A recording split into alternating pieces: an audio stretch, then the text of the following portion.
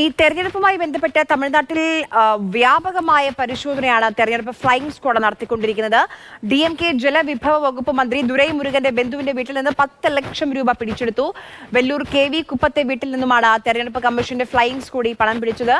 ദുരൈമുരുകന്റെ മകൻ വെല്ലൂരിലെ DMKയുടെ സ്ഥാനാർത്ഥി കൂടിയാണ്. വിനയ് ഉണ്ണിയുണ്ട് വിവരങ്ങളുമായി. വിനയ്, മന്ത്രിസഭയിലെ രണ്ടാമനാണ്. വലിയ പ്രതിരോധത്തിലാണോ പാർട്ടി?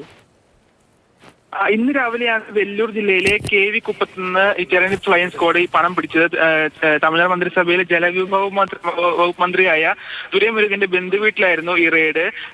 2.5 ലക്ഷം രൂപ വീടിന്റെ ടെറസിൽ നിന്നും 7.5 ലക്ഷം രൂപ വീട്ടിലെ കിടപ്പുമുറിയിൽ നിന്നുമായിരുന്നു തിരഞ്ഞെടുപ്പ് ഫ്ലൈയിംഗ് സ്ക്വാഡ് പിടിച്ചെടുത്ത്. 500-ന്റെയും 200-ന്റെയും 100-ന്റെയും നോട്ടുകളാക്കിയായിരുന്നു ഇത് സൂക്ഷിച്ചിരുന്നത്. വീട്ടുകാരോട് ഇതിന്റെ സോഴ്സിനെ കുറിച്ച് ചോദിച്ചിരുന്നെങ്കിലും വീട്ടുകാർക്ക് അത് വെളിപ്പെടുത്താൻ സാധിച്ചില്ല. എന്തായാലും പണം ഇപ്പോൾ തിരഞ്ഞെടുപ്പ് ഫ്ലൈയിംഗ് സ്ക്വാഡ് പിടിച്ചെടുത്ത് കൊണ്ടുപോയി. പ്രത്യേകിച്ച് എടുത്തു പറയേണ്ടത് വെല്ലൂരിൽ മത്സരിക്കുന്ന DMK സ്ഥാനാർത്ഥി ഈ ദുരൈമുരുകന്റെ മകൻ കതിർ ആനന്ദാണ്. പ്രത്യേകിച്ച് ദുരൈമുരുകൻ എന്ന് പറയുന്നത് DMK മന്ത്രിസഭയിലെ തന്നെ ഏറ്റവും ശക്തനായ രണ്ടാമനായ മന്ത്രിയാണ്. അതുകൊണ്ട് തന്നെ ഈ പണം പിടിച്ചെടുത്ത സംഭവം ഇപ്പോൾ BJP മറ്റൊരു രാഷ്ട്രീയ ആയുധമാക്കി DMKക്കെതിരെ ഉപയോഗിക്കുകയാണ്. കാരണം നിലവിൽ താമ്പരം കുഴൽപ്പണ കേസിൽ തന്നെ BJP പ്രതിരോധത്തിലായ സാഹചര്യത്തിലാണ് ഇപ്പോൾ DMK മത്സരിക്കുന്ന മണ്ഡലത്തിൽ നിന്നും അതും മന്ത്രിയുടെ ബന്ധുവീട്ടിൽ നിന്നും ഈ പണം ഇപ്പോൾ കണ്ടെത്തിയിരിക്കുന്നത്.